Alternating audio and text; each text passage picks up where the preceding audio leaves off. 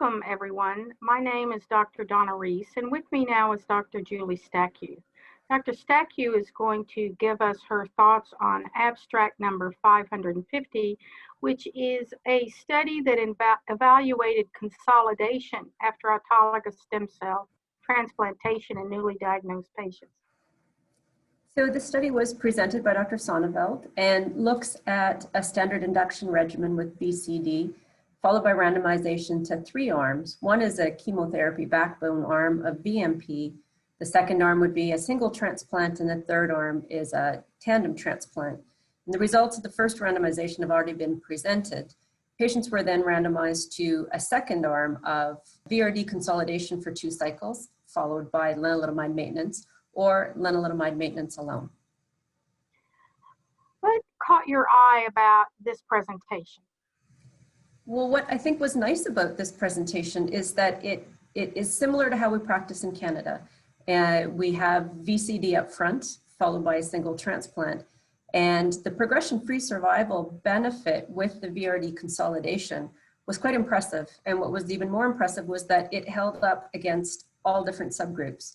Whether or not you got the VMP backbone, 1 transplant or 2 transplants, you were standard risk cytogenetics, the response you got going into the second randomization, or your ISS stage, progression-free survival, was better with VRD consolidation. As a practicing hematologist, what do you think the impact of this study could be?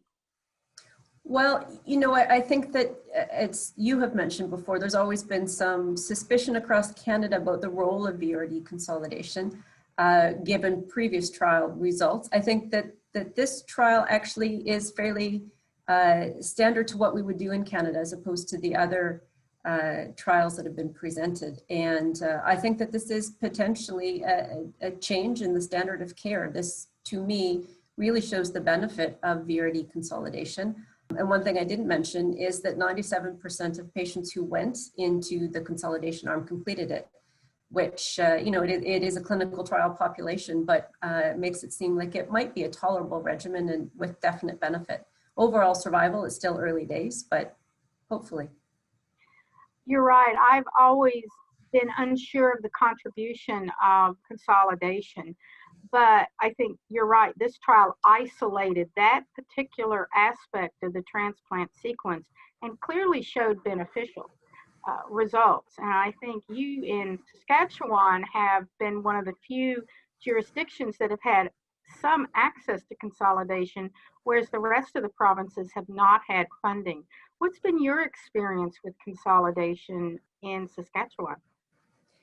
Well, I mean, first of all, I'm not sure how we snuck the VRD consolidation through funding when there was a bit of a dubious question of benefit for this trial. I will admit that I do find it a bit more difficult to get patients through consolidation so quickly after transplant. I don't do it after a tandem transplant, and we don't do a ton of tandem transplants, but patients who have trouble with complications during their transplant and fatigue and cytopenias post-transplant do have more trouble than I think the clinical trial patient population. I think we're getting better at it, but I don't know that I would do it in everyone. Thanks for your insights. My pleasure.